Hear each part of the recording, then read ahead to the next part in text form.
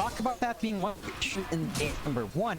They certainly have managed to find their tempo here so far early in the game. Just keeping Nigma in check. SRF making up for that tough performance on the turn solver. What are here on the MP? So, 2 kills already, only 3 minutes in. And Ollie, I mean, I said before that Enchantress don't lose lane, but that was completely wrong. Meanwhile, bot lane, Kanka gets a bit too excited, does end up going down to the Disruptor. Too far forward. So we haven't really looked at the bot lane much, but Kamla is there because JT on Smarter, sticking on JT with the stun. Actually, is now available, although the Rocket Barrage is a little bit too much damage to run into. JT will just happily back out. I just wanted to give a bit of a love tap over to Kamla at the end of that. It's a very different story here in the early game. King Gaming, they've gotten themselves a good balance of latents. They'll have to face off against good from like all things considered. Yes, SRF Farm. Gonna find another kill thanks to the Ghost rolling in to Ollie with Emo. Goes into a trade now. Emo's under 4 low. He does not find the kill with the sleight of fist. And SRF still at by the roll in again, and it looks like Emo the chains. It's not going to be enough. What? Dice to the... Ollie enchants the Trigger. Oh my god. It actually uses the... I have never seen that. It's one right click.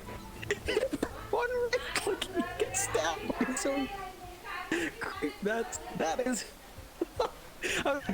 No, something seems wrong here. Wow. God. What a kill from Ollie. Interesting one, Johnny. Ollie getting his goal again. And Bottle Smash is there. Ollie should have dropped here and does. To get to enchant him before he died though, so he can't change the Earth Spirit and claim kill for himself. By the way, King Gaming's making me very upset. I've never seen an Earth Spirit so effective in my life. And, I'm never playing the hero again, by the way. Good. I thought I was the problem. Good, that's fixed a lot. Thank you, Mike. Anyway, it's what a match so far, right? King Gaming feels like they have corrected the edges they had in game 1. Now they are ahead by a lot in kills. They're not too far ahead for it, and I would like to see that kick up a notch, like King Gaming. They have to be ahead because these kills, sure, they're fine from all, but you're seeing decent enough farm from these hordes that are supposedly having hard lanes. Farming the jungle, no problem. Yeah. That's one of the things though, right? Like you can always go back to that jungle farm and catch up. Radiant structures are fortified. Fly with that empower, it's more than happy to go in, clear out some camps, go back to the mid lane, clear out that wave and come back. Bot lane though, over rotation. ES gets stunned up by JT. Stun will not, as he cop the bash. Now, just gonna want to back out there. I was sitting there in this anyway, so nothing was really going to come out onto JT. I'll buy a bit more time for Kamla to just keep farming up on that gyrocopter. Certainly eclipsing the farm there on JT. The slide, which is to be expected. Kamla is basically having a free time. JT feels a little bit intimidated to walk too forward, so he'll just cycle. Kamla will go ahead and pick that up as well to make matters worse. So JT puts the options here. Along the mid lane, they are going for a bit of a gank attempt. SRF. He did rotate in to try and push in that T1 tower a bit. Do you see Ollie and Parker immediately rotate behind that T1 to protect? Even JT thinking about trying things, winning in. And now the whole of King Gaming's here apparently. Everyone just wants to jump in the mid lane. Parker's going to be the one to get chased out. They do have the Arena of Blood. They do fight in the mid lane. They jump on the matches. Now Arena of Blood is there with the spear. He should be able to find the kill and does do so. Ollie can get himself out of this one. He doesn't actually have a kill. Bottom's map connects. SRF cleans up once again. And they're going for more. rolled in, they found Shadow Demon. Fair enough. More kills to be had. Why not just find Courier on your way? And suddenly we're in a 9-1 situation. King Gaming with a 4K net worth lead, and they should be able to find this P1 tower. That's exactly what Keen Gaming, what they're looking for from Keen Gaming. Like, had all the kills, what's the big net change? Now they've got a 4K lead. Now they've taken that mid-tier 1. They've got the control on the map. They've got a good amount of gold. Their advantage, so 10 minutes in.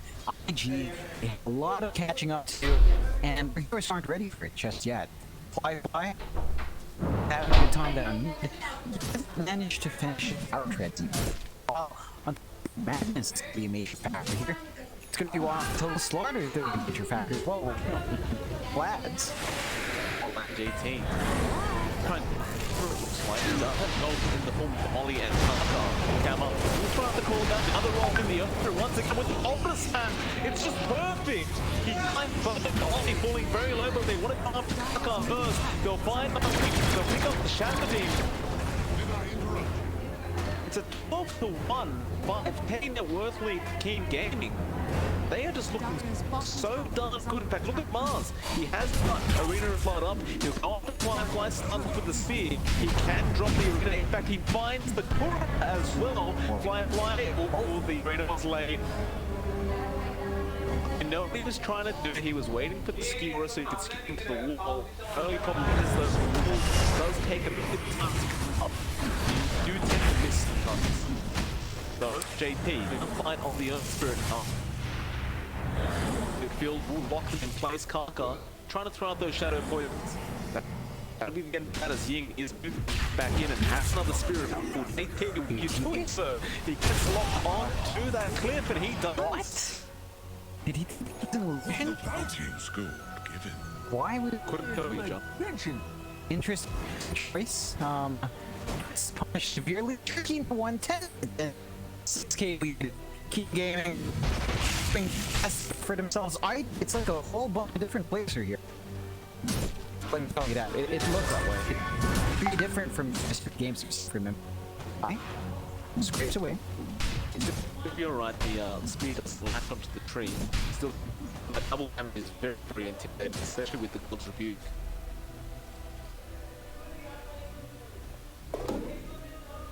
Oh, he kind of lost 16 on the enchantment. Like, what do I do here? It's one of those things in enchantments as well. Like, if you have a bad thing, it's hard to be able to push your team back to a winning situation. It's not really. You don't have the ability to do anything to really, like, can't tank. You need help, essentially, with everything you try and do. You can just stack the folks. That's one thing you can't get done. At least it's up the Magnus. And JT. It's a decent font so far. But they need so much more. They need to complete this episode. They need to game already for these fights. It's level 9. He's still saving up for his maelstrom. He is slightly off guard in terms of network, but that was still hobby and he marks. But they've got to hold out a bit longer. Emma. Push that bot team on tower in. Of course, Ying in the back lines waiting for a target. Radiant are scanning. Got Ollie there, it shows himself to roll in immediately from the look at the target. Boulder Smash does connect, it's a fair bit of damage on Ollie. So they haven't simply found him, he's just standing in the tree line and if you stand still, sometimes they won't notice you're there. Which is pretty much how I describe my battle plan stage, John. It's nobody ever notices I'm around. Don't worry. Thank you, John. Oh, what team does go down for free? Game, they're in full control. It's their game to lose at the moment. Definitely is, right? They've got the good farm on their heroes. Their NP is absolutely there. Mars as well. Their early game investments work out. They find something here. JT, so much damage being dealt. Spear is there. They just leave him to die to the magnetize. Radiant's top tower is under attack. Is Keen Gaming listen to cast by any chance, John? It's they're sure giving a lot of spirit. My God, what a performance coming out. Gotta give it to the man. Just connecting on absolutely everything. We said a lot of things about a lot of these heroes. We talked about the Disruptor on paper, we talked Gyrocopter, you talked about the Earth Spirit, and we talked about Mars. And apparently, Keen Gaming said it will actually might possibly win. Thank you for that, King. Radiant's bottom tower Top lane is now under to attack. be the target. Kaka the only one there to defend. Dire's They top tower understand they have this this advantage over now, right? Because the Ember's not ready to fight, the Magnus is not ready to fight, and well, that's actually a pretty big change to the fact that Firefly takes that down. But the point is, nobody's ready to actually go in and fight on the side of IEG, so they're just going to continue to claim these T1 towers across the map. And it's just that it's so long before these fights can break up. Like Firefly, he's itching to that Echo Saber, but that's just an Echo Saber. That's not enough to get. I don't think we've even seen the RP coming out of this mag. And down bot, they're trying to get a push out, but you see Kane getting ready to punish this. And they certainly will get he's pretty much alone. Does have Ollie there, but Ollie again not really do much to help JT get a stance. JT gonna roll in, Photo Slash is there, so the Spirit holding on to the roll for now, but the Magnetizer now goes in and perfect control coming out. Meanwhile, it looks like they found Kaka up top lane. Ying is the one to pick it up on the Mars. He just TP'd straight down to try and help out in case they need it. They did not, however. With that 16 to 1, 7k net worth lead to Keen Game, but only goes up. And it looks like it's not stopping anytime soon as the smoke has been bought by our ES. G still do not have any sort of answer. It's gonna be wild. Like we talk about these heroes. Biggest weakness was being that spawn factor. And just having that slow spread slows down your power spikes. All the way, they did purge up the DS. There should be a nice easy kill on sport that no, he's kind of juking them out. Remnant's forward, but Ink is there. He has arena if necessary. Oh, gonna get out of here. He just rolls out. Emo getting trapped up with JP. They have the spear ready to go. Looks like the ES will jump back in with the boulder smash. Doesn't roll in quite yet, but SRM is there to clean up with Camel. And Ollie just running away. There's nothing else he can do, John. Tip for Emo. Tip for Emo. Maybe it's just why you let Emo play mid. Just leave him. He did well in the last game. This is not paying off for IG. I will actually not mind if Fly was playing this Magnus top. But it feels the players just aren't comfy with the laning. RP committed, just disrupted, kill. He does skewer away just in case the Earth comes in. They purge him up, but he's already rolled out. He can roll again in a second. Disruption could be there from Kaka, but he decides better of it. The Mars was vision, so it's a bit of a scary attempt to go for. With that, it does about slightly 18-2 now. We'll have a quick look at that win probability, and it is again way of keep aiming. We have seen swings from the higher end, and as long as these games are not long enough, anything's possible in the 2. Granted, if we're 18 minutes, 18 gaming, you're going to take a contested ball. I mean, IG just has no game fight inside that with anyone backing up. It could be a very easy take for Team Gaming. It's going to allow them to take a few more tier 2s, and maybe off the back of that, start shooting that high ground very early on. Radiant's middle tower is under attack.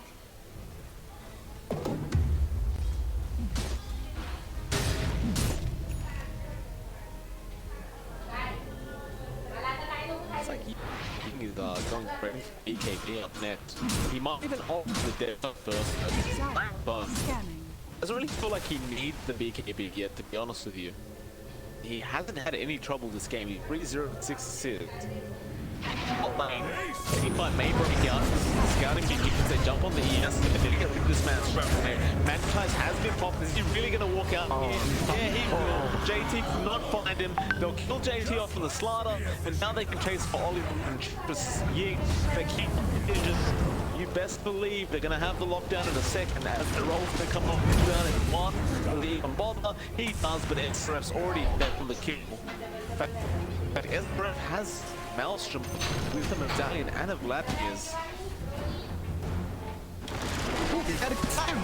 Let's turn it around. You know, have a good for that last game. After that last game, you need to have a good game. And here we are. Oh, Emo. No, he remnants away, but he's coming in. He'll remnant again, but you have the roll there on point, although barely not. It wasn't long enough, and well, he keeps going. JT stopped to try and stay. Middle tower is under attack.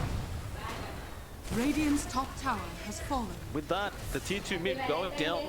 Kama looks so damn good with that Agate Scepter now. Javelin there, that added bonus magic damage. Top lane. What's going on here? So they found the Magnus. Fine. It's the RP. It only connects to one, and it is not going to lead to a kill. Surely not. He tries for it. SRF just picks up the kill down to there healthy. This is really hard, right? Just holding the defense, trying to find a farm. They're keeping up a fair bit, but the Magnus is actually not too far behind now. The M definitely lagged up. And JT, well, He just saw Wolf and Nanster. SRF, I mean, he is everywhere. He's not even the inch. Meanwhile, top lane can't go down now. He just picks up a kill for himself. 5-0 and 15 on this ES. This is a performance I've ever seen one. yeah, really. I mean, this is probably the best ES we've seen in months. Yes, it's highly effective. So, Dire's middle tower he is just under attack. really construct quite well. ID, I mean, how do you even come back from this? Okay, they've got to find a good fight. They've got to somehow have initiation, right? They've got the block in there. Like, at the very worst case scenario, pushed up. They will secure him back down. SRF gonna be in trouble. He'll sprout himself up, but he does go down. Still glitching. Static Storm, big field. JG's in trouble now. He can't really do much in this position, and he will drop forward from Emo. And he will jump into this team now, but I believe they've got a spear, and yeah, they'll land in time. Rest available for Kaka. He can't get out there. The roll connects from the ES, and Kaka's going down. He stands there and takes it like a man. He knew it was coming. And where it was man. King Gaming the whole day, I wonder. It's an entirely different team, Is under attack. playing really clean here. IG, they look in a rough state. You wouldn't have thought this team was undefeated until now. This kind of situation. Yeah, definitely wouldn't have. I mean, you could make the argument that the draft from King Gaming is one orthodox, but they weren't expecting something like this. But King Gaming, they're pulling it off really well. You tend to see drafts like this fall and crumble in front of your eyes, but Dire's top barracks has not fallen. with King Gaming. They'll take one top lane, they'll leave the seed to take the range max. King in full control, nothing's changed. They haven't even set the Aegis on camp yet. Seeds of fortune. There's no punishment coming out from I believe RP and trying to these instead. They lose a few too much heroes. By the time they come up to the high ground, you have no option to go for these RP plays. It's just it's the cookie crumbling part. You know, you want enjoy the taste of that cookie. It's not there for IE. Arca getting poured out. Upper Smash will connect mid lane, and look at SRF. The scary mob TPing it right in front of his SD's eyes. The Shadow Demon has SRF. He was not happy about the last game at all. He wants revenge, and he is so getting it. Yeah, that's it. He's already got. He's outfarmed everyone in the game. And to further complete a quick course of him just amazing. Like really even farm distribution for all three cores so far. he's definitely the lead. And if you're looking at a 17k net worth lead now, he's 7 to 3, 22 minutes in. RG still no answers. Questions that the game poses, and now you've got the death up in the Mars. So he hits so hard. Dire Yeah, are that God's Rebuke is gonna hurt a lot. Being gonna enjoy himself, I'm sure. And yeah, 650 damage. That's just with the Desolator. Won't be going for any more damage out of the standard build. He goes for the bank into the Assault Cuirass. Up lane will then is JT on the slaughter, and that's one of the things with this draft, right? You can't play as a farm, you can't split for gains of all. Because SRF and the ES are gonna essentially rotate and kill you every single time. It's not an issue. It's not an issue for this kind of draft. The biggest threat they have, and SRF has been maximizing that. Our experts have been maximizing that quite well, beyond all expectations.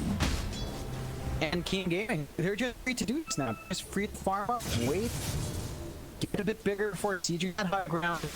They still have some high ground defense potential here, but it's so hard for RG to pull out of this one. Like, you can't even farm out too safe whenever these guys are just waiting around. They're just a bit too scared. They have to move 4 or 5.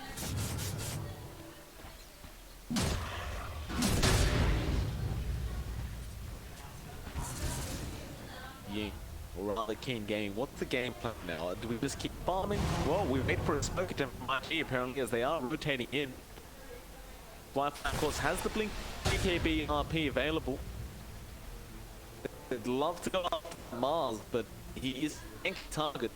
They're just gonna follow him down.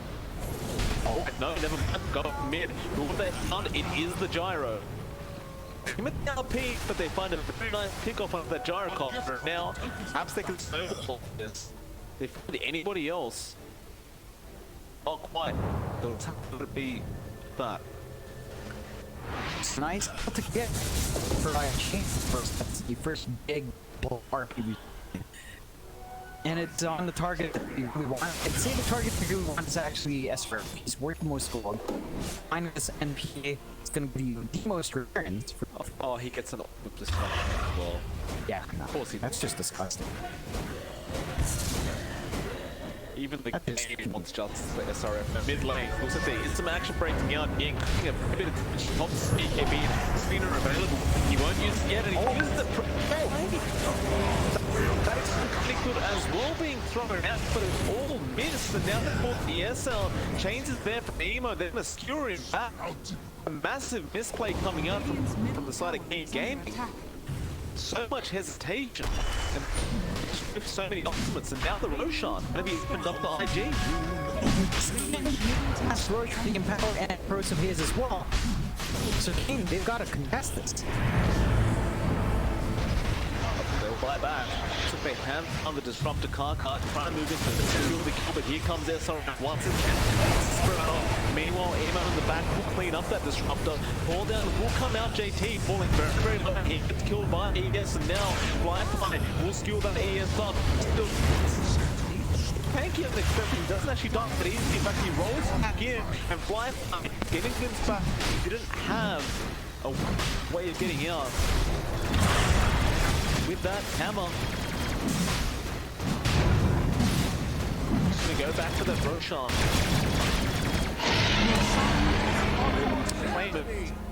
I thought IG that picking up that Anderson cheese may have been the turning point of the game, but they do not get given that opportunity. It's wrong. They forced that fight out. They thought they were good with buybacks. They managed to really turn that fight on its head, but he managed to eliminate that force. Just the damage bring there. Still not enough. Now we're gonna have to defend Aegis and cheese. They will have RP to help them defeat if they can buy back Magnus.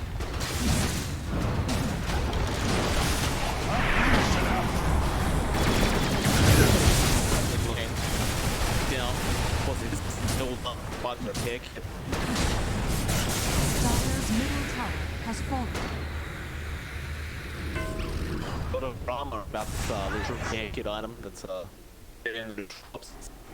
really Tech Towers a bit too well. Not that time around. King game, not at all. Got the blink up now on King. So Mars will be much harder to manage now. To be able to get that initiation. And they still hold on to these big items. Of course, Age is still up. She's still up. They still have RP from Fly. And it's harder to go with that. It's not super tanky yet.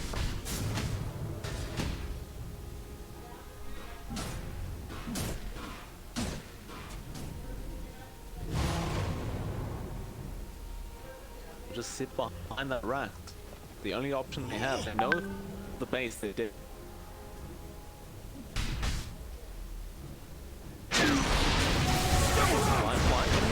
That is there. Cameron waiting for this. To run at the team, and May dives the team as well as SRF. Eating Fly. Pops the BK. Can't find an RP though. He may just go down and skewering.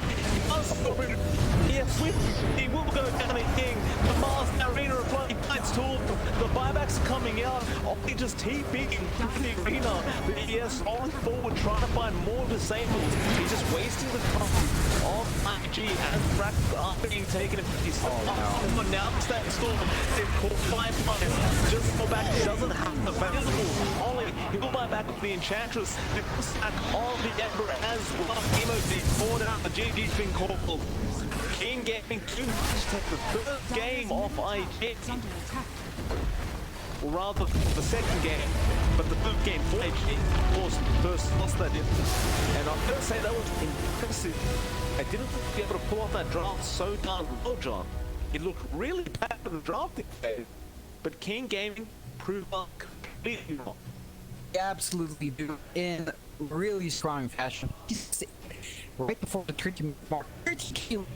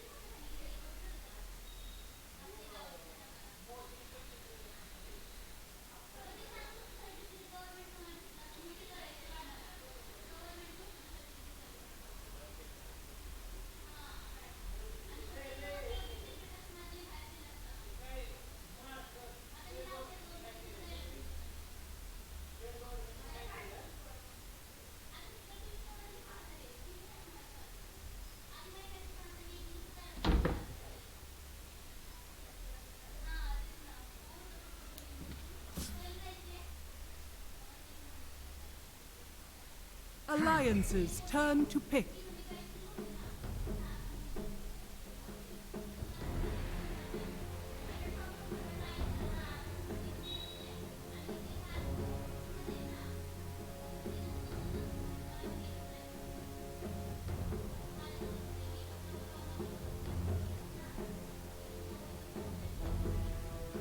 Seconds remaining.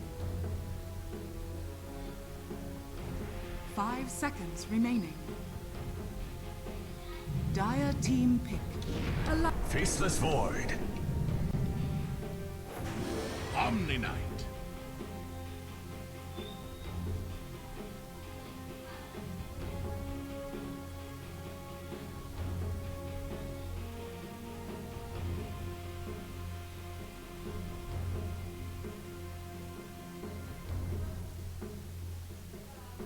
Seconds remaining. 5 seconds remaining.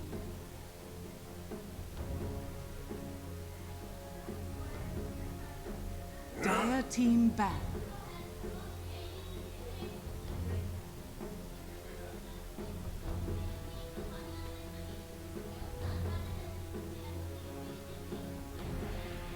Если Блинкдаггер будет, Шейкер может с Ахаслема прыгнуть, это правда.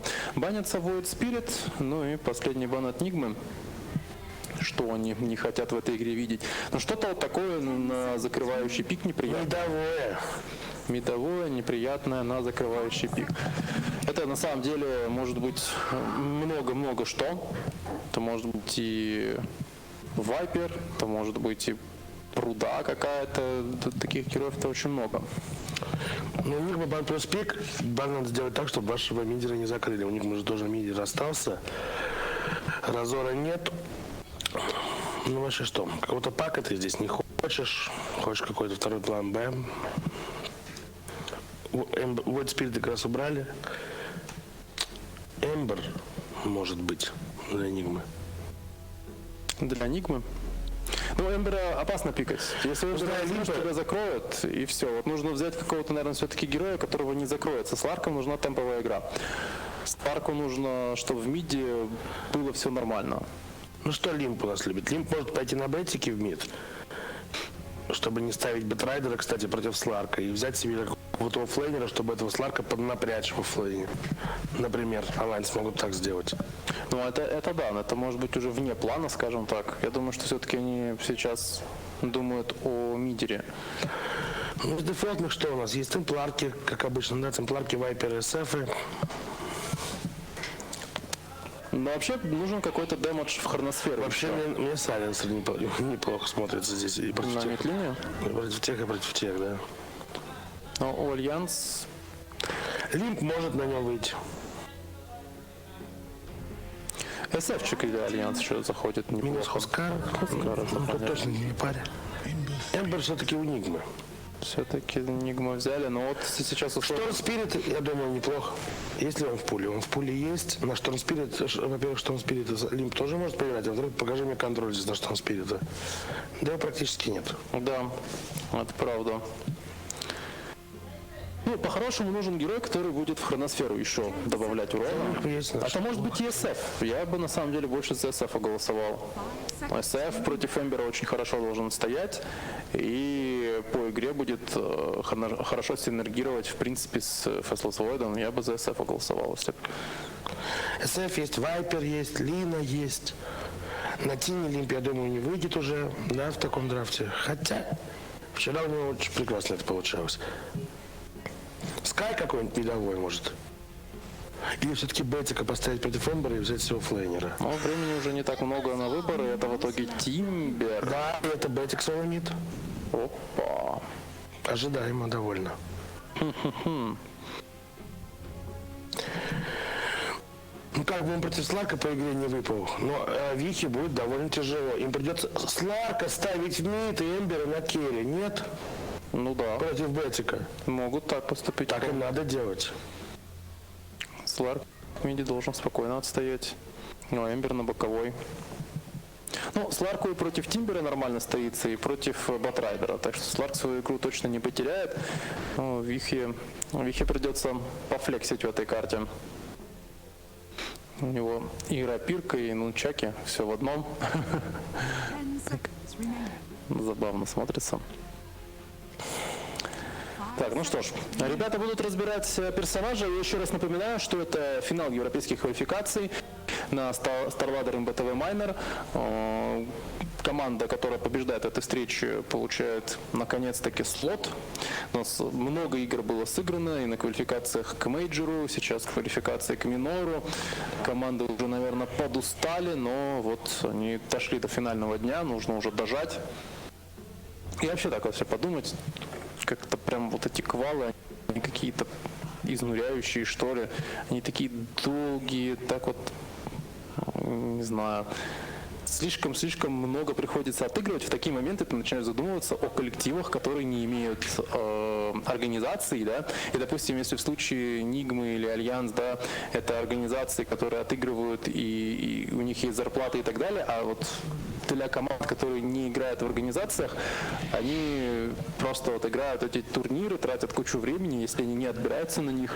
Ну вот даже, например, агрессив мод возьмем, да, команду Лила. Open Qual, доходишь на мейджор, доходишь до топ-4 квалификации европейской на мейджор, топ-3 едут на мейджор, ты занимаешь 4 место, падаешь к квалу на майнер, и здесь проигрываешь тоже, потому что здесь уже составчик. Да, и ты, получается, ни копейки с этого не заработал, и как и что делать дальше, непонятно. Да, вот это вот в этом плане, конечно, неприятненько, поэтому тут нужно найти, так сказать, свою организацию и за нее держаться. Как минимум, именно так все выглядит. Ну что ж, это все, конечно, интересно, но нас больше интересует конкретно данный матч. Ребята разбредаются по карте, решили Батрайдера и правда отправить в мид-линию. Насколько это будет грамотным решением, мы увидим, потому что все-таки может и Сларк туда прийти, да, и в итоге отстоять против Батрайдера неплохо. Из минусов для боковой линии на Эмбере то, что ты не так быстро получишь левел, но с другой стороны, когда ты идешь не на закрывающий пик, это всегда, в принципе, тебя приводит к тому, что тебя в миде могут просто избить. Ну да, плюс идет у нас Snapfire с Клокверком. Инка Бэйби на своем сигнатурном войде здесь против них будет противостоять. В принципе, не так уж и сложно ему здесь должно быть. К нему же перетянется Личуха. А вот Омник у нас на топе, да? Нет, Сларк идет все-таки в мид, да? Уже свои запуленные, с топориком, со стиками. Все было прочитано, и как бы это посвапать альянсом. Кого они могут поставить против Сларка? Не Тимбера? Да я даже не знаю, я же говорю, Сларку без разницы против кого стоять. В итоге Тимбер идет в мид у нас. А Тимбер против Сларка, ну, обычно стоит. Мне кажется, Сларка его еще отмудохает. Ну, потому что у него дэмэдж он наберет, он может его даже перединаить. Ну, Тимбер в целом не сильно должен страдать, по логике вещей. Просто у Тимбера закуп не на мид. У него пачка танго, у него фласка. Это явно не мидовой закуп. Прям совсем. Да, хотя бы Fairy Fire топорик есть из плюсов, но вот эти танго фласки, они совсем не нужны. На серию Best of 5 дают, друзья, из пари матч 1.40 на Нигму. Сколько там было? 2.8. 2.8 на Alliance. Alliance с Венеро. 中路主要是他没可能有的时候没树钩，然后这个小鱼被动点起来一直偷的话挺难受的啊。 Cost efficiency, Glover Pace is one of the best lines in the game right now. And if you are talking about a hero like Void that's reliant on this passive bash, it's so important. Which, by the way, GH is in trouble for this Void. Out bash. Time Walk just chase down and Fada with the spam up. Crossblast gets the kill. This is why we see Clockworks try and start with something like a Windlace usually. Boots is also nice. It can just be really frustrating against heroes like Lich, and Miracle is getting rough hard. He actually might be. Oh, the play! 33. They switched up the lanes, and he just got completely and utterly outplayed with that free placement. Beautifully done by 33. Never gets himself a solo kill on this lock. Oh, that is beautiful to watch. That's what you want to see. Although, not if you're a Nigma fan. And now Lim, he's taking the whole tower here. He needs to get aggro off, but it's not about hitting anymore. And there is the fissure block to ensure they get the kill. He'll go down. Lim will die for it, but he'll be happy with that trade. Even if he is dead a little bit longer. Things going well for Alliance to start these lanes. 33 getting this solo pick really changes the dynamic of this lane. Like, he's playing it so on the edge because Miracle could easily just kill him in return. It's that volatile. You have to remember the way that Essence Shift is working is it pure damage. I think the window is going to close fast. So once you have 2 points of reactive armor, all that Miracle is doing is healing you to full quicker when he's taking all of this stat away from you, right? When he's reducing the amount of health you have, great. That means these fixed number reactive armor stats are going to be better. I think Fada's, yeah, GH needs to be safe right now. Mind Control is coming in, so he'll keep him 5. But this Lich is doing a lot of work. Fada has just made such a great transition into the 5 role. It feels like every time I watch him, he's growing more and more. He just understands the limits of his supports a lot better than when he first started. His warding is getting so much better than it was at first. I remember when the Alliance first got together, they didn't really ward actually. They just aggressively played into the enemy's jungle, and that was it.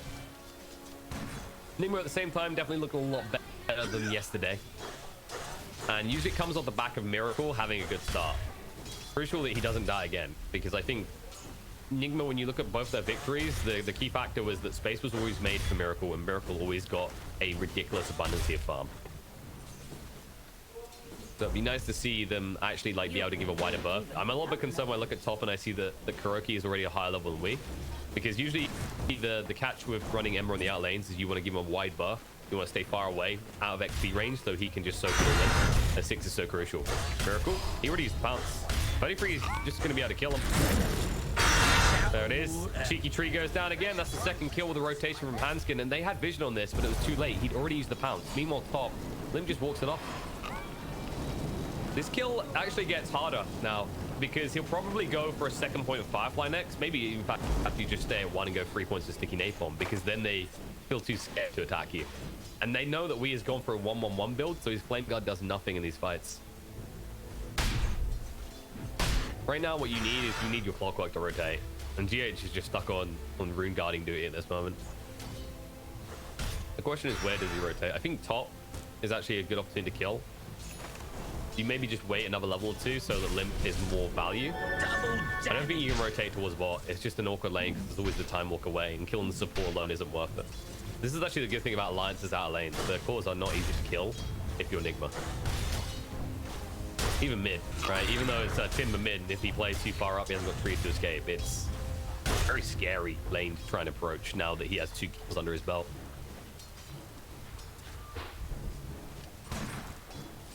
Denied!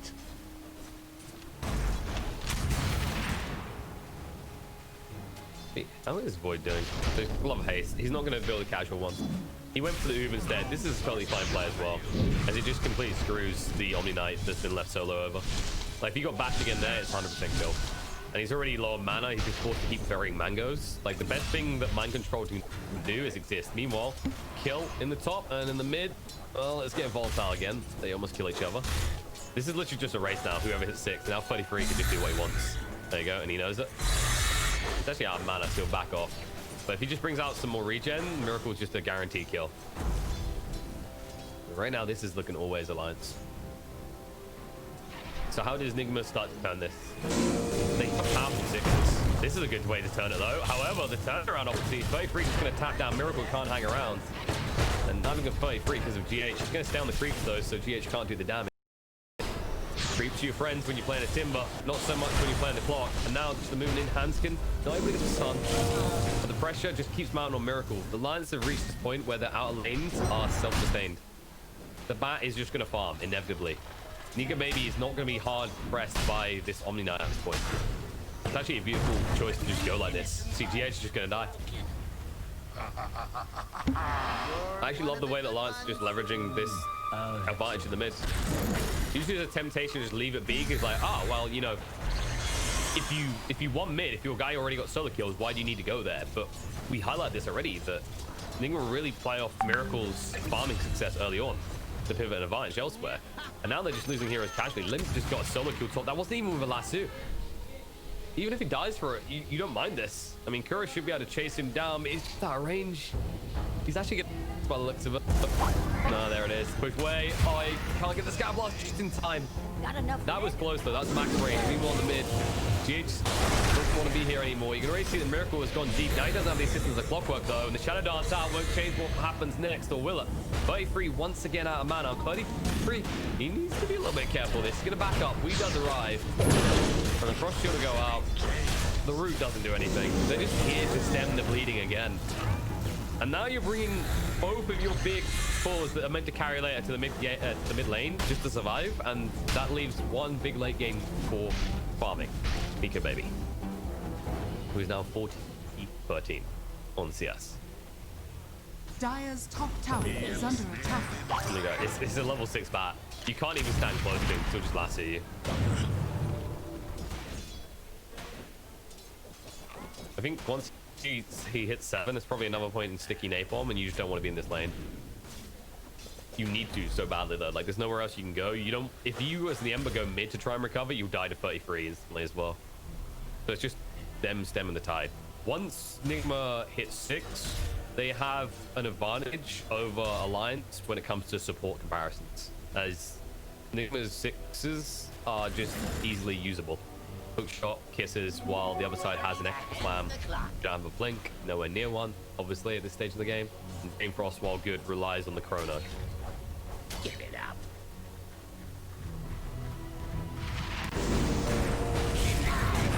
Nice pushback. No limits. Walk away. He did use the flame break already to chase us on with the haster, and they might be able to get this kill, and they will.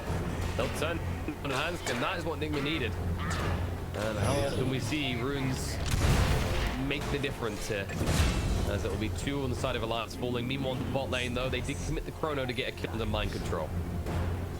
Worth it, considering it's just the first chrono, but losing those 2 top does definitely hurt. And now 33 in the mid lane. Miracle. Whew. Okay, this is, I mean, this is sweaty. This is like, how do I even hang on the lane? Every time he comes in, he knows he's going to be low HP. At least he has 6 now, so the Shadow Dance heal, as you can see, is pretty formidable. But you are just sitting here right now. You're like on the twist, begging for more scraps. The good news is that 33 is slowly running out of trees to cut. So every time you survive this, there's less room to chop, which means there's less damage output he can throw onto you immediately.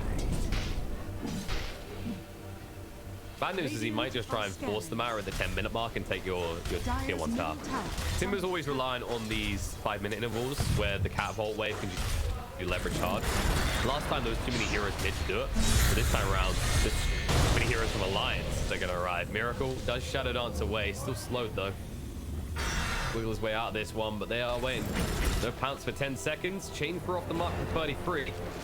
And it looks like Miracle might have just got away with this. Radiant's top tower is under attack. He wants off. Limp. They have baited himself in a little bit here as GH turns trying to get rid of him. Limp just a little bit too fast. Duro, Scatter Blast will finish the deal though. Actually, we gets it with a slight fist. And meanwhile, Bardan now going to go down. The rotation coming out from Miracle, but the stun control is good, and the pounce forward gets the final hit on the Fada.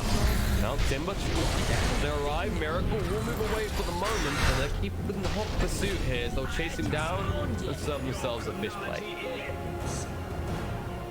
These are good kills, but there maybe is a worry that you'll reach the point where you're beating the dead horse a little. And that you always want to keep killing this Slark, but it would be nice to start investing resources into Limp gain more kills. Just because he had a dominant start and now he's starting to hemorrhage a little, right? He's 3-4-0 all of a sudden on the board. He's just getting picked off left, right, and center. And when you have that sort of XP lead, it's just, you become a funnel for these under-leveled support, right? So now GH almost has level 6. Sapphire does have the kisses. And make no mistake, they actually have kill potential on the 33 at this stage. Like, if they trap him in the cogs and there's no trees nearby, he will die. If he chains it and they cogs him, kisses will kill him. There's enough time to get just half the kisses on target. Man control. Add hit. Well, he will commit chrono again. Everything to keep the Omni Knight down and done. Meanwhile, in the mid, Miracle just being solo brushed again. Dire's structures are So now that they've got these ultimates online, the question is, where do they make rotation? I think it is about the timber that we were just talking about. And actually, if the creeps weren't in the way, GH would have had to play. He'll go now, but 33 can just escape this. Chains out. I think they jump the gun roll. They actually need to maybe bait with Miracle. If they can get 33 tied for Miracle, which he will, he's been doing it constantly, then you can just punish him. But now that you don't have the hook shot, you kind of have to wait around. Luckily, it's a low cooldown. Only 45 seconds to wait. So then you need to make a worthwhile play. You can see Kuro didn't want to do the kisses from the range. You want to be maybe like a screen away maximum, just because of the distance it has to travel. Means that you're less likely to hit. Even when you do have to trap it, it gives you more time to escape.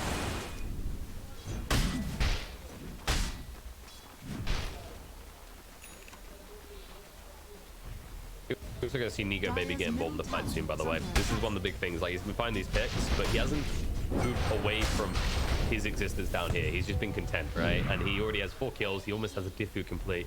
When he starts getting active on the map, it gets a little bit scary. Like, if you have the stun control, you could burst Miracle's mana supply before he can even Shadow Dance react. Same with Ember, actually. Like, Ember's another one. This is the thing. You run this double Agi lineup, and now Alliance is just going to pick up the mana burn.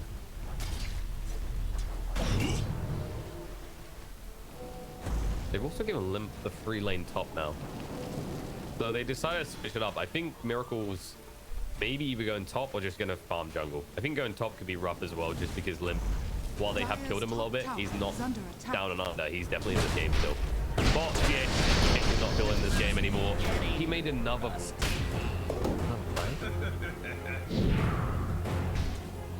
I think he hookshot Nico Baby of all people.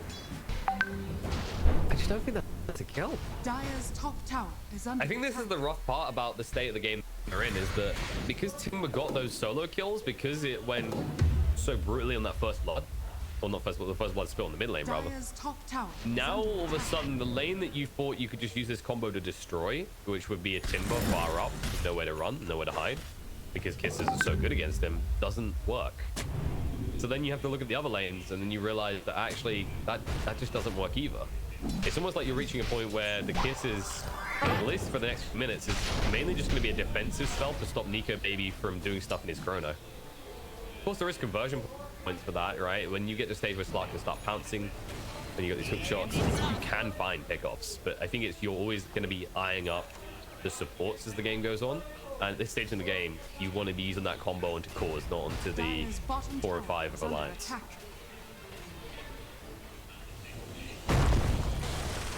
Stage off him up.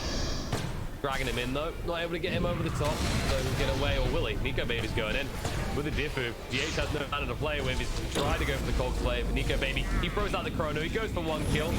And he will be able to find it. The root's going to be thrown out. Now the kisses are coming in. Nico Baby needs to move away. Has got the time walk in a second, so he'll be able to escape. A Miracle getting low himself in the meantime. Now Limp forces out the remnant used by Wii. Fissure is there, and there's the last two follow-up. Dragon towards the tree so he can kill him. Echo Slam, everything thrown at Wii to kill him off and enable a push for Alliance on the Tier 1 tower.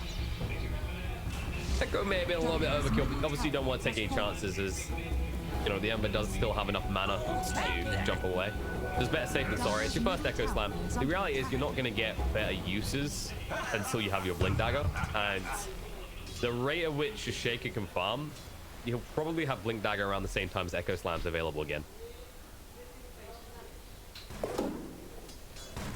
It's just a crit on the side of Nigma. They are keeping the gold even here. It's only a 1,000 net worth lead for Alliance, despite what has looked like quite a bullish lane, right? With the Timber being so out of control, the Bat Rudder getting good start to bouncing back against him, but then especially the Void just farming his hearts to death. Now he's not even got the mana anymore. They throw out the Chain Frost, everything to make sure he goes down quicker. I think Lee is just too unleveled. You need to give him the safest farm. And when you get Tier 1 still standing here, you could argue that is the safest farm, and yet he still dies. Limp won't go down in the meantime. 33 will zone the rest of the side of the away. 3-on-1 scenario, he likes those odds. Miracle, he's actually going to go in for this kill. Limp's still pretty tanky though. Miracle needs to actually escape quickly. He's trying to come with Barry's on the tree. Does get chopped down before he could get it though. Miracle actually cut the tree just so that 33 couldn't finish him off. In the meantime, you will see Mind Control and Limp go down. The chase is still on. 33's not done. hide for longer, and that's happening. Farda does get picked up by Kuro on the back line. Jump out, Nico baby does use the time dilation, and Miracle is going to be bashed up and killed off still. So it's a double kill for the Void. Nigma still make trades, and they made the best of a bad scenario once they dove in. Especially that cute little play coming out from Miracle to cut the tree that would have killed him straight away. Bought himself enough time that Kuro is able to get some XP and gold on the back line.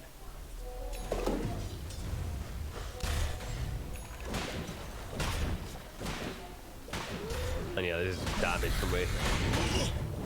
I'm actually quite glad he's not going for a Maelstrom. I think Maelstrom in this type of game, like with the volatility, with the way this is starting to ramp up, because we just had a 1 now to 3k net worth lead all of a sudden.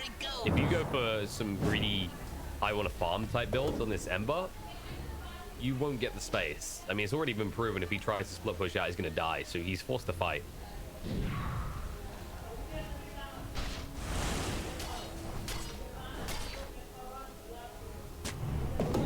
Question is, what other T5 components do you have available right now? They're already up to level 9. They need to get that level 2 kisses. It could be big. It's just an awkward investment because while the kisses are strong at that point, you are going to have to invest all that XP in a long cooldown spell. Right, 110, right? Yeah, that's painful because if you miss the mark and you don't have the best setup in the world, then everything goes wrong. We already mentioned how elusive alliances cause are for things like the clockwork. So if you can hit some chains, there it is. Hook shot in as well, but Timber's already here to ruin the day. The chain force is going to be thrown out. The kisses are coming in, but they love to fight a little bit. Limp will stand his ground. Lassie to drag away from those kisses, still will die. Inferno is there. Guardian Angel to try and help out Miracle. He's already used a Shadow Dance though. Now the Heavenly Grace, everything to keep him alive, but 33 still living, and it looks like Nigma might lose heroes first, and Miracle getting low. 33 actually not able to stand up against this, and we the one who strikes back. He's already got a double kill his name. Alliance and lost 3 heroes. Nico baby is still looking healthy. He may need to leave soon. He'll go in. There's the Echo Handskin. Buys enough time, but Miracle is still living, and the chains come out. Void keep baiting off more and being off more than he can shoot. Tries to move away with the chases, all with the pounds. The Remnant Fort as well. Nico baby will take another one to the grave with him, but he's also going down. The Void is dead. Long live the Bish. As they are able to get the biggest kill possible on the board. Everyone on the side of Alliance gets wiped. A 3,000 gold net worth swing towards Nigma, and a much needed point in this game as well. It looked dicey for a moment as well, but the way that this fight gets separated, you just aren't addressing that issue, right? Like you beat the crap out of him, you put him on the ground, you beat him time and time again. It's not looking like a great game for mind control. But no matter how bad things look, right, in his moment of struggle, in the flashbacks he has of the pain he's experienced in this game so far, he remembers that he just presses R, has a little smile come over his face, and then laughs as Void can do nothing in his Chronos. Another pick off on Limp again. Radiant's middle tower is under attack. Excuse me, guys. But now the dynamic of the game completely changes. 33 needs reinforcements right now. He's at the half HP already. They're going to come in. Heals, Chain Frost, Vision Stun as well, looking good. The turnaround opportunity. Mind control already low. We'll be able to move away from the moment. But Nico baby chases the finish him off. And Kuro, he's in trouble. The Chain Frost bounce back from the creep. Needs to move away with that final remnant. Too slow. They thought it was an easy kill. Timber baited them in down to half HP. It looked so good, but the fissure was even better. And Hanskin's not done. He's got more fissures to follow as he connects on the GH as well. The stun follow-up is there. They'll move away from him as he wants to turn around. They know Slark is in the neighborhood. They'll just waste GH's time while the rest of the members of Alliance keep farming up. Time is money. And it won't be the same sort of gold swing.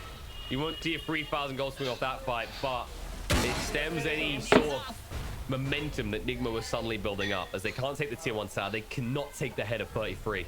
That pesky goblin will live to fight another day, courtesy of these beautiful double braces. He's going to Harvard as well. I actually love to see this. I think there's a temptation whenever you play a hero like Timber to get stuck in the rut, right? Where you build the same items every game. It's like Yule's is great. Lotus could be good depending on the game, but you're thinking Bloodstone, maybe a pipe. Halberd though in this game is amazing. If you remove Miracle's impact, then it's almost just the same as what happens when Mind Control uses Guardian Angel. The only difference is one is a much lower cooldown and only has to hit one hero. The other good positioning is from the Omni Knight to save the day. Fear not heresy. Moving in. Nico baby doesn't want to use the Diffu just yet. And they could just chrono this up, but the Shadow Dance has already come out, so they'll back up for a moment. The whole night chrono, they want the two-man opportunity. The shot's going to come in, control off the face of Void. GH wants to make sure that the team is safe, but Nico maybe chases through, sees the opportunity to kill off the clockwork. I'm not sure if he totally needed to die for his team, but better safe than sorry. Nico maybe did have the opportunity to keep moving forward the time walk. The fish is just a tip connects on the curve. Time dilation comes out, they see the easy target, and they'll take out the old lady on her dragon. Not done just yet though. Limp, chasing in, give him vision on the mind control, he's used the Heavenly Grace on himself. He will die as well, and this should be the tier 1 tower afterwards. They don't need a creep wave for this. Middle tower is under attack. Dire's Meantime, there will be some chip damage done on the mid. Ember didn't bother show up to find the end. He saw how bad it was going. The important part is they got Miracle out and he keeps on farming, and he needs to farm quicker because this lead is being maintained by Nico baby right now, and he's going towards a butterfly next. I actually love the fact that he got Manta this game as well. BKB is a great item, don't get me wrong. The hook shot's still a little bit concerned though, and your bigger focus is how do I just get rid of all that mana? Because when you look at all of Nigma's heroes, they are so reliant on their mana to survive, right? The remnants coming out from the Ember is important. Most of his damage actually comes from his spells at this stage and throughout most of the game actually. Slark, if he doesn't have the mana Shadow Dance, you're killing him 100% every fight right now. Omni Knight, Guardian Angel, you've got so many good spells you want to use, and your limitation is your small mana pool. That's why he's got a 1. That's why he's got this Soul Ring, and you have those Arcane Boots. But if you think about it, Nico baby, if he just bashes you once, and with the Manta illusions out, it's half your mana gone, roughly straight away. Look, shot him. Bardo will be forced off.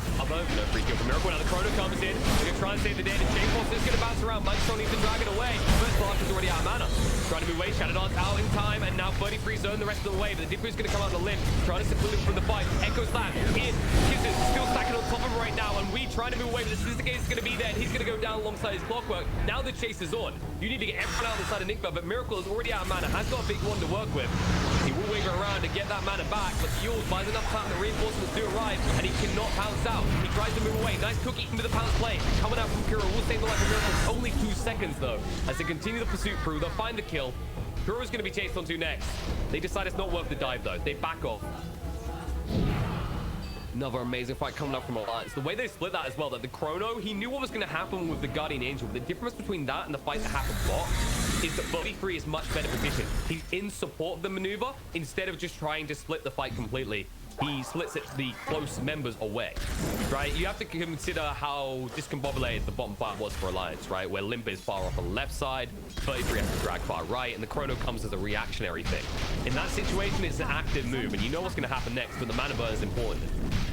Even with that one, even with the Shadow Dance going off, they still have the chase potential, because at that point, every resource Enigma is invested into protecting the Slark. There is nothing left to keep we alive. As we in the player, not we as in the queen. And you can see he's just rushing a BKB, but here's the thing. Once you get that BKB, you probably just get chronoed. And you can argue that that means Slark is free to do what he wants, but let's use that top area as an example. If you chrono here again, Slark, how the hell does he get around this in time? By the time he gets around the chrono, it's gone. And alongside it, your Ember is gone too. That's why it's going to be very hard for Nigma to ever get rid of these wands, actually. Because they now need it against the mana burn. Because if they're in a chrono and they lose all their mana, we said already, they're relying on that. So you're going to reach a slot awkward point where if Alliance is still ahead and Nigma don't have room, and you're using these traditional phases where you're like, I'm just going to remove the wand, that's not going to be an option for them anymore. And easy pick-offs like this are an option for Alliance. Kuro came by as well. He wants to say hi. Alliance might say bye. Chase it. Nice cut the tree, but if he gets extremely deep, Yules is going to be there as well. Burn it up. They want to force someone out of Miracle pretty fast, but this time was thrown out so he can't fire. And then just wasting his time. Chains are good for a week. But now the Echo Slap. They jump in the Chain Frost. The kisses from Kuro not being interrupted. Fada will go down. But they got Slark. They got the bigger kill to evaporate the Fishman himself. And now Kuro going to be chased on to Glimmercate to buy some time. We look to move away. Time dilation being thrown out. The chase one is there. The banner burn. There is no escape as they are just crumbling on the side of Nigma, and Alliance are taking every opportunity that comes their way. Tower is under attack. You could see it. You can see the maths had clearly been done. That chain frost just enough to actually bounce down and kill off the slug. It was close to him getting a chance to maybe just get out of that. But they understood completely the limits of their damage, and they actually the maximum. I think if you're just a little bit short, like 50 health, 100 health more on that Slark there, he lives, and all of a sudden you are in a situation where this fight could potentially turn for Nigma. Dire's middle tower is under attack. But still, in the same issue as we saw earlier, where they don't have the items. They have to be split up on the map. They have to be farming. At the same time, you don't have this two-core lineup. You don't have this situation where the Void has to think about who he chronos. It's still always going to be... And even when he doesn't use chronos in these fights, right? Like, even when they're engaging without it, it's even simpler because you know Omni Knight doesn't want to be there, right? Because he's always saving the Guardian Angel for the chronos, and then you just wail on the Slark, and you have enough stuns to kill him off, right? You can force the Dark Pact out in one, and then you have layer upon layer. You've got Lasses, you've got the Earthshaker, and now you've got to smoke out Nigma to try and deal with Nico, baby. They have to armor stun him here, though. He has got the chrono, and he's going to throw it out straight away. Fear is not going to make that fall. The hookshot interrupts. The chain frost coming through. Lassie on the Omni Knight to drag him away. He will not get any value out of the Guardian Angel. But will he? They move across in time. Buyback comes up with Sapphire. Lynx is also dead. And Nico, baby, is holding his own. We use our mana already. His sun was thrown out, so Miracle needs to retreat. And the chains are coming in. 33 is on his way in. Each has already used that hookshot, so he can't contribute much more to the fight. His sun control comes out to Miracle. He does use the Shadow Dance. He needs a pounce escape, though. He will make it down to the low ground. They can't find him just yet, and it looks like they won't find anyone else, as Nigma do minimize their losses. It cost them the buyback on the Snapfire. But that was Alliance, using the Chrono, using the Chain Frost. The problem is that wasn't the Echo Slam, so you might even see Alliance look to make more moves. But Nigma, they at least have a response. They can have a response coming out of the Kisses still. That's something they have in their arsenal. That fight went pretty badly for Nigma. All things considered, they probably should have lost more heroes. The way the Omni Knight gets caught in that Chrono right in the edge, and, you know, some people are going to sit there and go, GH, lol, why he hookshot in? He needs to do everything he can to buy time for the targets in that Chrono. The Chain Frost just still done so much damage because this is a level 13 Lich. That's a ridiculous amount of damage coming up the Chain Frost. The up of 150 per bounce at this stage in the game when half your heroes still can't tank the normal damage coming out from Alliance is destructive. Armor of omniscience. Dire's top tower is under attack. And now moving in Miracle. We'll jump onto Limp. But Limp is playing around these chunks, around this high ground, so he can't play into them. And now the top in DH is already gone. The cookie won't get him out, but it'll start coming in with the save. The fix to interrupt the kisses, though. Straight across onto Kuro. They want to get that dart back out, but he's gone. Buyback comes out from Clock. Trying to arrive. Has got the shop is holding to Hanskin. Buying time. BKB gets to activate, but the Chain Frost won't bounce. Nice launch out from Wee, but Miracle's left behind. They need to get him out right now. He used to buy some time so they can actually stack on top of him, and he's going to go down already. No, the heals, last moment, get him low, and he's still dead. They couldn't keep him up alive. They're going to lose mind control because he focused all heals onto the Slark, and they're going to lose more. GH, this is going to be his dieback as well, so it's a double kill for 33. We, the only one to get out. This BKB once again not actually doing anything for him. I'm not even sure the Daedalus is going to do anything when he gets to it. He can't even go for some sort of cute Divine Rapier play in this type of game, because then he will definitely get chronoed every time. And instead, now Nico, baby, just solidifying this league. 16,500 net worth with 30-minute mark. Closest competitor from the opponents, 11,000 on Miracle. This is the man who's been farming amazingly well today, who has been the dominant force. And because of his start on the lane fight phase and how well it went for 33, you just haven't seen him pop off. And in comparison, when it's Alliance you're talking about, it's always about Nico, baby. How do you give him a good start? How do you get him all this gold? When you put so much attention to the other lanes and you leave an Omni Knight alone against the Void, it is not going to end well. Now, Nigma, they need a solution to this. It's a 40,000 net worth lead. It's an Aegis in the hands of a Void, and he still has the Chrono to play around. He's ready to go. He's ready to rock. Hunting bounties. Also a Paladin, sort of all things. Such a nice time for the Void. One thing this hero uses lacks of lifesteal, and when you have a Timber and a Bat Rider in your lineup, no one's building a Vlads for you, so definitely the ideal thing. Bash is coming out. He's got no mana. Guardian Greaves will get away the Chrono. Oh, look at the GH though. Nico maybe was maybe a little bit greedy. I think he thought a second target was going to walk in. Will still take the Clockwork kill, but dead for 15 seconds, and then he has no way of buying back because he's done it previously. So this could easily be a lane. Miracle the burst as soon as the gate's coming in. Pack try and move a Shadow Dance for the Moon in Nico Baby. The first hit bash, Hero can't do the damage. The Guardian Angel comes out, and Nico Baby has all eyes on him, but with the armor, he doesn't care. Echo Slam isn't even needed to be good. The Chase Cross bouncing around is better, and it will achieve enough. They bring Nigma down. The only one left is we. They're in your face. They're pummeling you down and murdering you one by one.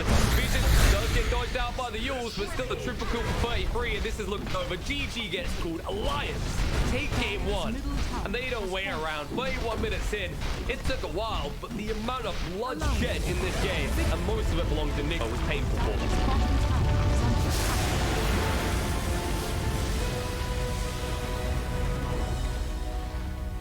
I think we...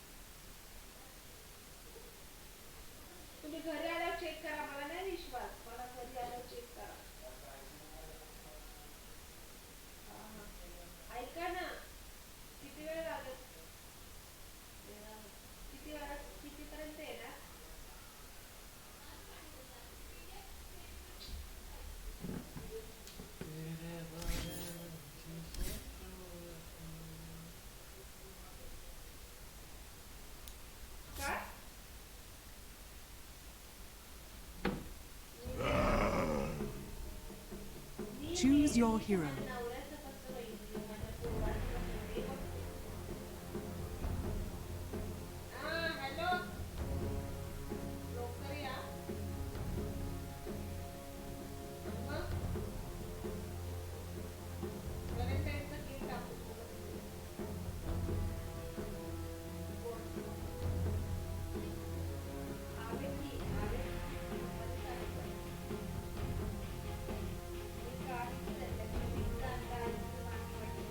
Ten seconds remaining.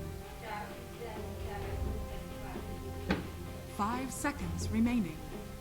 There is potential that he can actually do a lot of work now that you're in a situation where the state of neutral items has changed, right? So you can only have one neutral item per person. So all of a sudden, you don't see these people overcome this hump as quickly, and there's like a small window that Jug can slot himself into.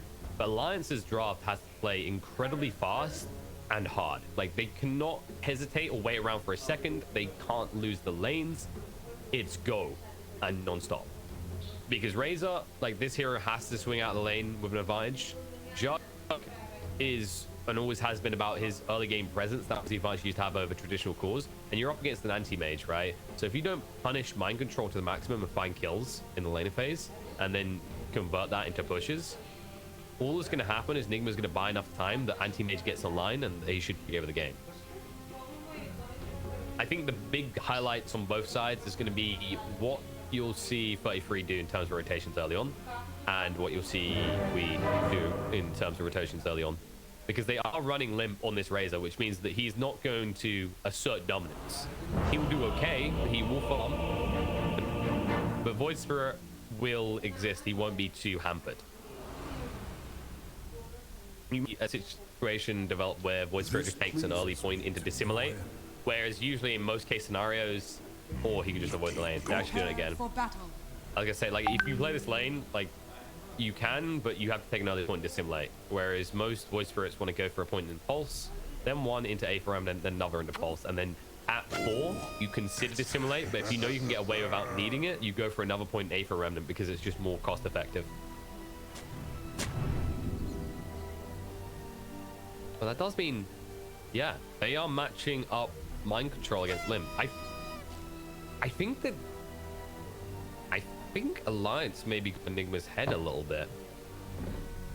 Because they ran Limp on the out lanes and they ran 33 in the mid, I believe they're expecting Alliance to do the same this game to avoid the Void Spirit matchup. This overthinking means they're going to probably have to rotate on the first wave, which might cost them a little bit. Or they just commit. I mean, you have got the late start of mind control, so it's somewhat flexible to the issue arising. And then, yeah, of course, top you will get that back run matching up against the anti-mage. It's annoying for him in this lane just to get to the AM due to the Nyx and how that matches up on the lane, right? Because he always has the means to screw you over with an early point Spike Carapace. Zone you away because he has a lot of regen. The battle begins. And 320 movement speed at the start on Nyx is pretty damn nifty. That's 4 runes for Nigma. All right, good start. I'm thinking that part of that was Alliance, or at least on one side of the map, hiding the lane matchup, right, with the Jug. But on the other side, it was just simply Nigma identifying the fact that Hanskin wasn't to be there, because if you want to get good value at the start out of this Shaker, it's all about blocking the wave twice. So you have to be at the tier 3 waiting. And they go straight for the mana. All right. good from GH. There's the thing about the anti-mage on the lane is he's not going to help you kill, right? So the best thing you can do is make sure 33 has no mana to work with. He did bring loads of mangoes though, both of them did. Balance in this. Yeah, we'll see how this mid goes, because Limber's already stolen 34 damage. Mind Control is going to be incredibly reliant on his boards to CS. He has to sync up perfectly with them to just get as much goal as he can out of the lane. And it's already 2 denies to the Razor. Probably going to be 2 denies each wave at this rate, actually, the more I think about it. And spin on the bot lane, we'll get the first blood. We go down. He done what we anticipated, basically. He didn't want to take the early point because that means that you can't trade harassment. Takes that point to Resonant Pulse and immediately gets punished because this is the filthy combo of Ink Swirl Spin. Alright. Check 1 net for Juggernaut winning the game. Killing people. He's gonna have to keep doing this though. I think his opportunity to kill starts to pass around level 4. That's when they should have enough points in the pulse. That was a little bit... I think that was miscoordinated. Owning, maybe for the creeps. I think it was for the creeps. Because they didn't have the spins. That should have just been simply to secure farm with the Ink Swirl. And they'll be ready to go again soon anyway. Because they do have the spin. They'll have the Ink Swirl in 10 seconds. We will have level 2. This should be a point in play. I don't think you get greedy and go for an Aether Remnant point. It's just too risky. Wouldn't be surprised if maybe we even see Fada go for a 1-1-1 build, so you have the silence potential on the Wii. I don't know if it bothers him enough, though, is the issue. And then we'll just see cheeky pull-throughs. Force a Miracle to farm under tower, which of course you can do as an anti-mage, but you're burning your early regen at least. And they just take it in turns to you and through those creeps.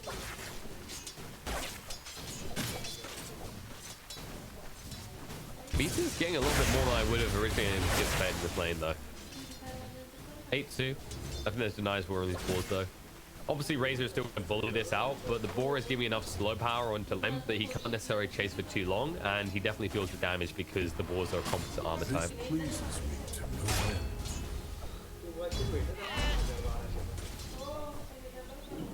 Question is, can they kill GH? With level 3, it's possible. You'd have to stack up a little bit. Hanskin can just vision block here. There's flame break pushback. They done it a little bit early, and Hanskin's just going to keep point chasing. He wants to make sure they slow him enough that the right clicks will kill him off, and a second kill for the side of Alliance. Anticipated nonetheless. Gonna happen. It's just all about letting Miracle free farm. If you have to give your life as this Nyx assassin, you do it willingly because the end goal is how can Miracle win the game, right? This is the way that they won against Liquid, is how can Miracle follow through? The issue in game 1 for them was Miracle had no way of following through at all. So at least this time around, he's off to a good start. And they've stemmed the bleed in the bot as well. Wii is farming well. He's up to level 3. He's holding a point at all times, you can see. So they're basically waiting to see if there's a kill opportunity, in which case he takes... Or if they get jumped on, he can just use the simulate to move away. You don't want to reveal beforehand, and there's no point leveling until you're ready anyway. Mind Control has just done a good job of not getting caught here.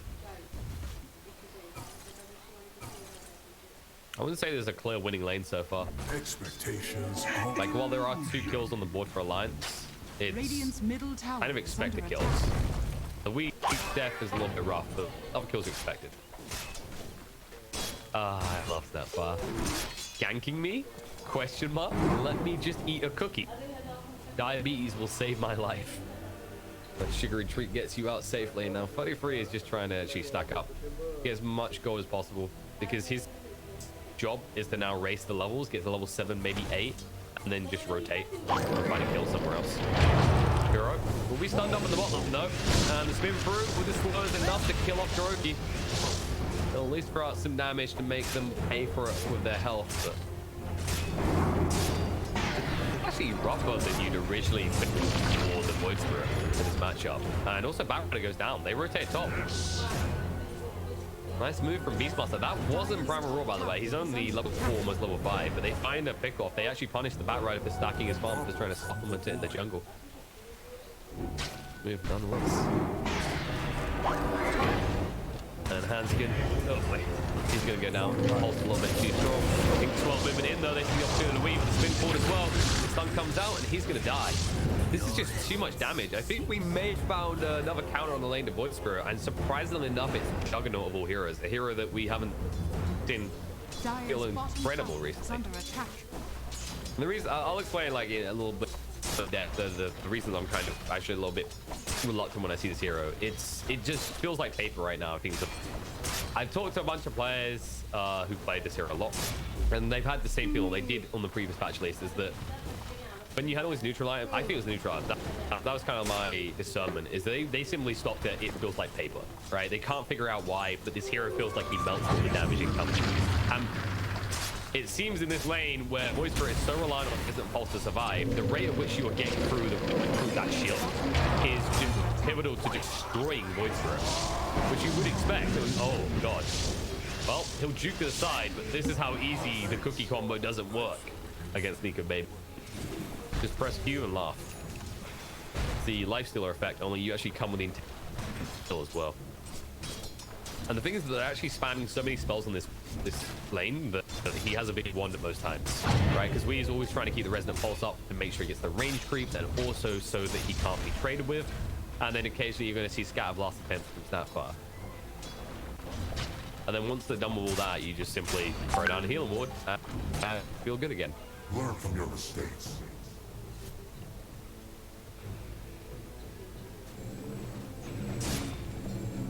You can already see like they just pressure him down. These reflexes are just actually getting vicious. I'm glad to see Juggernaut succeed though. It feels like for a long time it has been a losing hero.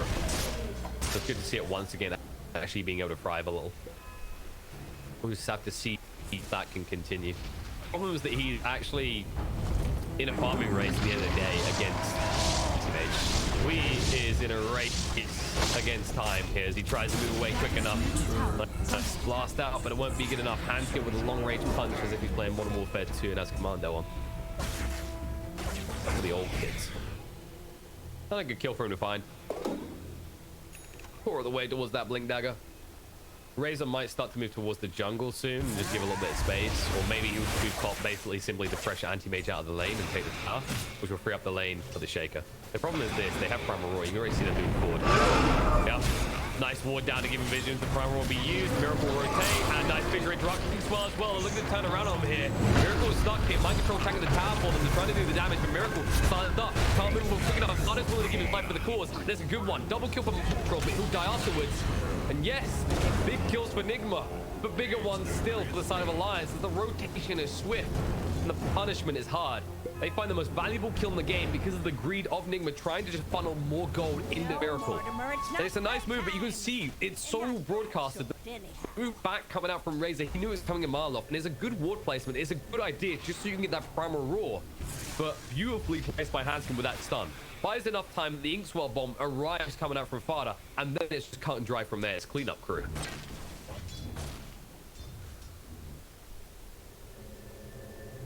And yeah, Jug straight away. He goes, okay, top time.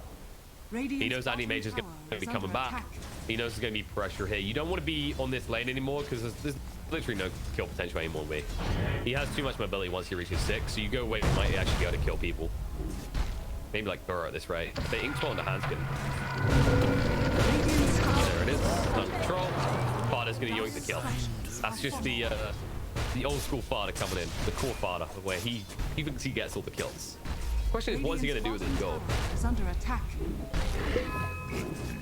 I can see an arm build being decent this game. Mainly for the Beastmaster threat. Snapfire as well to alleviate any sort of build up. Those cookies can be a little bit pesky. They go for the 15 health, the health talent. But considering this is a 5 Snapfire, you're not really too worried about things like Guardian Grooves coming out.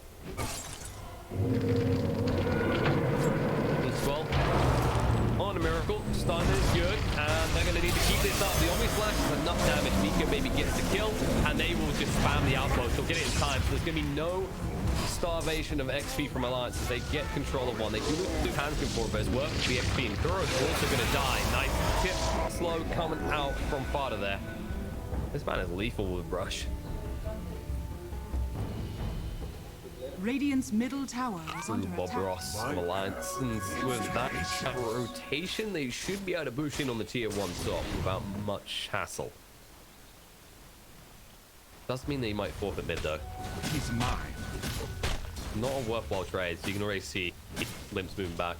Radiant's middle tower. You have to be careful because of that inhibitor. It makes it so easy for the catapult to shred your tower.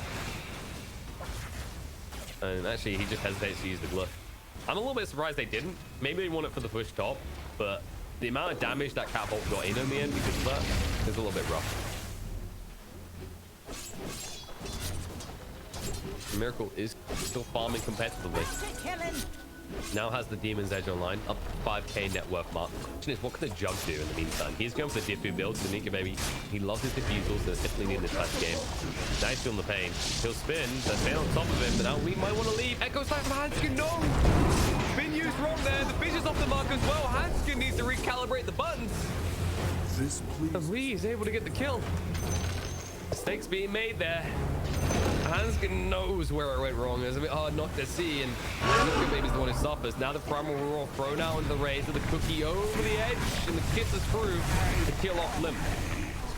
Good rotation from Nigma, good connection. Will allow him to now push on this top tier 1 after they were battered back off the tier 1 mid. Radiant's top tower. And that's just stretching the map. That's them forcing attention to the other side of the map so that Miracle can keep farming and get close to that Battle Fury. Big kills like that, that was just a bonus on the side, really.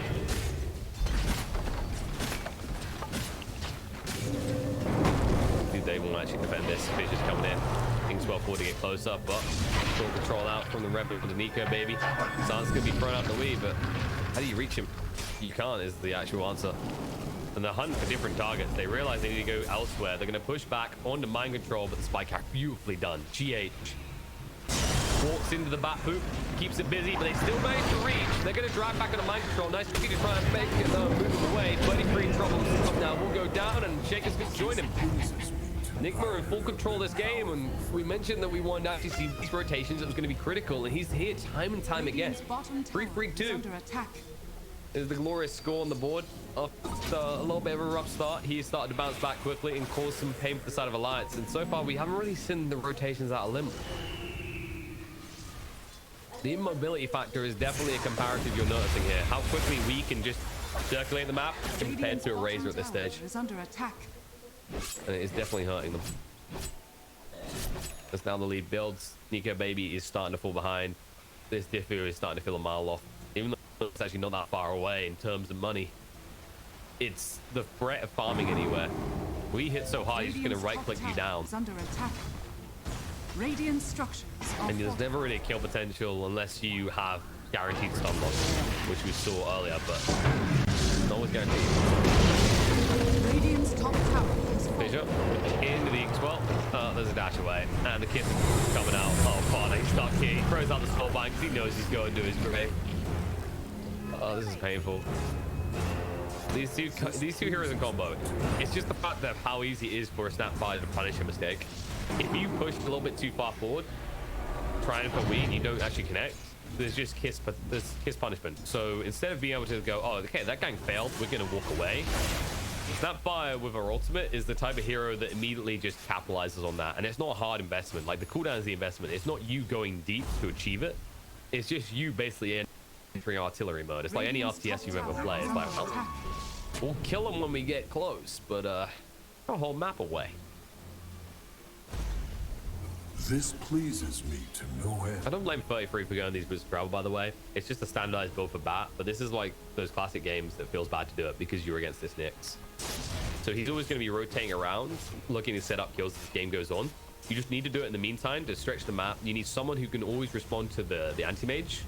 So this gives you that hero, right? The Bat Rider can go, respond, then come back to the fight. That's the potential you have, but the way this is playing out so far, Nigma are not giving them an opening, and Alliance, I think that fight top, those missed stuns, Nico baby being slowed on this diffusal by so much is just crippling him. They need to leverage Limp simultaneously now to make a play. They do have the Yules, which could set up the lead. They need the right heroes. They're probably gonna need Shaker, Razor, and Batrider, even then it might be a little bit of a tough cookie to crack.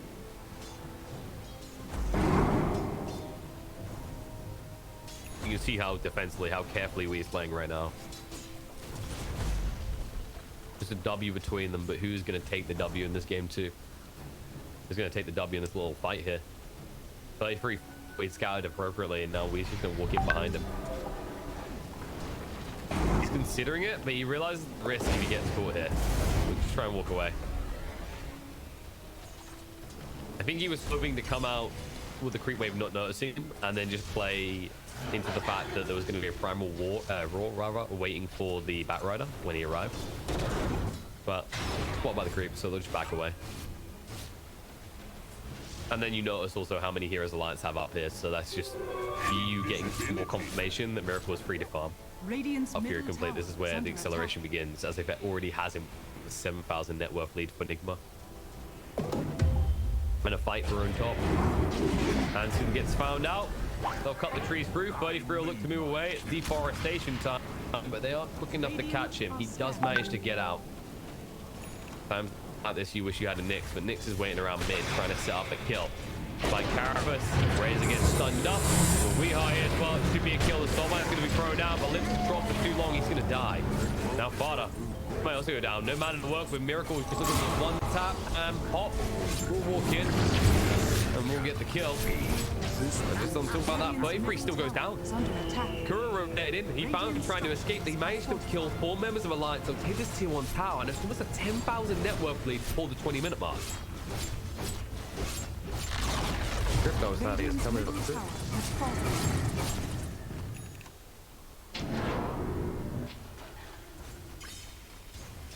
I'm just kidding, but I wouldn't mind to see a 5-game series like I was predicting. That would actually be nice. Quite often we get into these grand finals, these best of 5s, and it ends up being stomped one way or the other.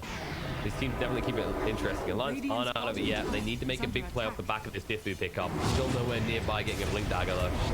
Easy kill, and it's even easier for Weed to pick up a kill on the Handskin. Kuro doesn't even die.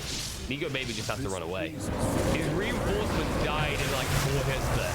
This is a good pick though if they can get it in time. Miracle is going to be close, trying to move away. The Yules to buy enough time. Can they get the last 2 off? No, they cannot. He's got the counter spell. He'll make his escape out. They weren't waiting for him on the other side, and I mean, if you get that kill, it's absolutely huge. The fact you didn't at a critical moment like this, next time it's not even going to be close. He's going to have the Manta completed by the next attempt on his life.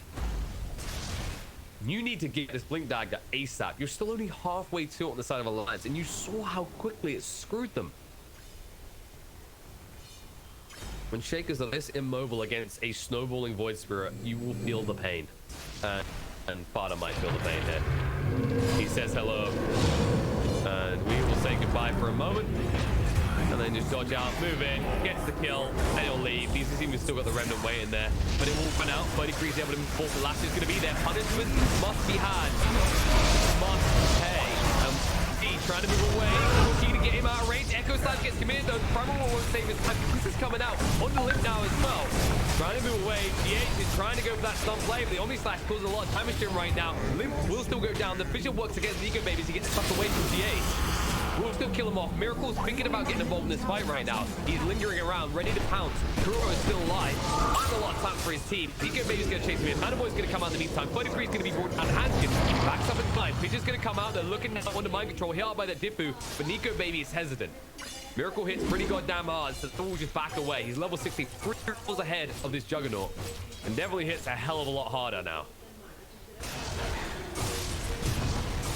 Life for life taken in the end. Alliance definitely capitalizing on that. Considering they are behind, they need every kill they can get. If they are coming into these fights and they're getting a free for free trade, you can even see it in the gold especially, it's going to be going in their way because Nigma is so far ahead right now. Illusion. You're getting to a stage where this rate GH is going to even be worth killing. In fact, you're going to have to deal with this Nyx Assassin, who now has the Meteor Hammer and is actually ferrying out the Vlad to the Beastmaster. And after this Aegis is picked up, Nigma are just one fight away from being able to 5-man. And that's scary for Alliance. They need to get this Blink Dagger ready, and you see Hanskin's going to tap the final creep, and it is ready to rock. But not before the Nigma get themselves an Aegis of Immortality.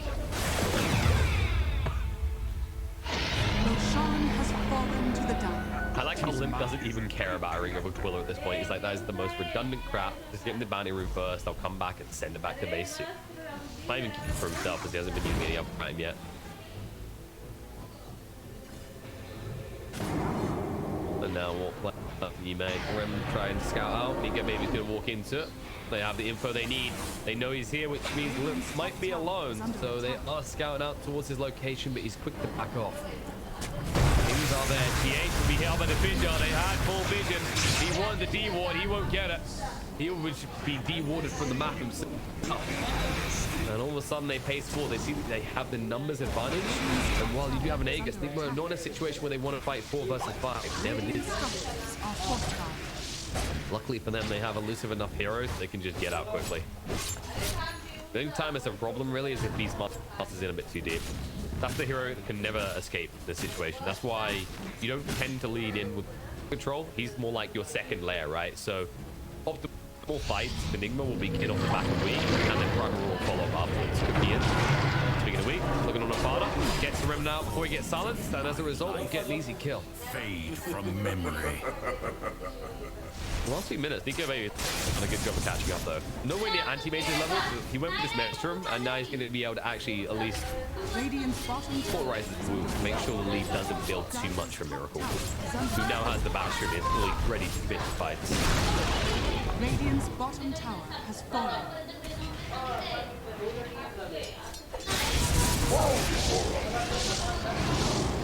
Lead does keep him top. There's no way you kill Nico maybe though. He'll never get a mill spin out efficiently. He might try for Limp though.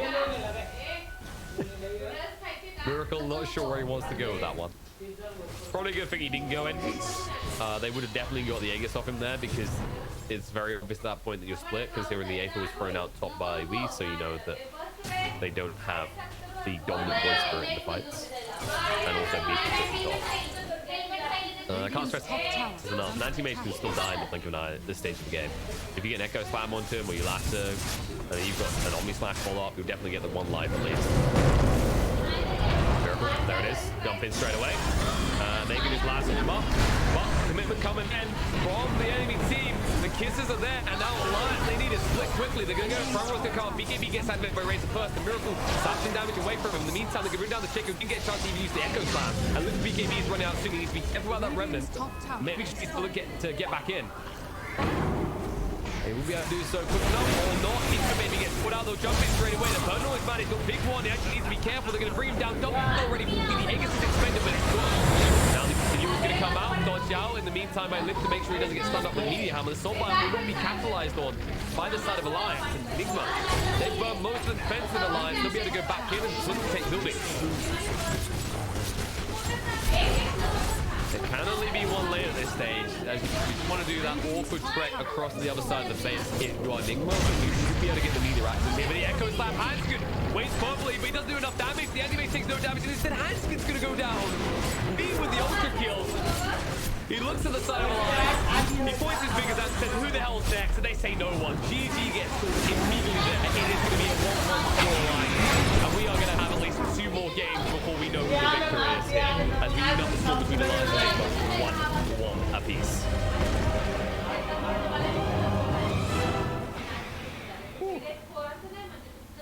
Well, my predictions are definitely starting.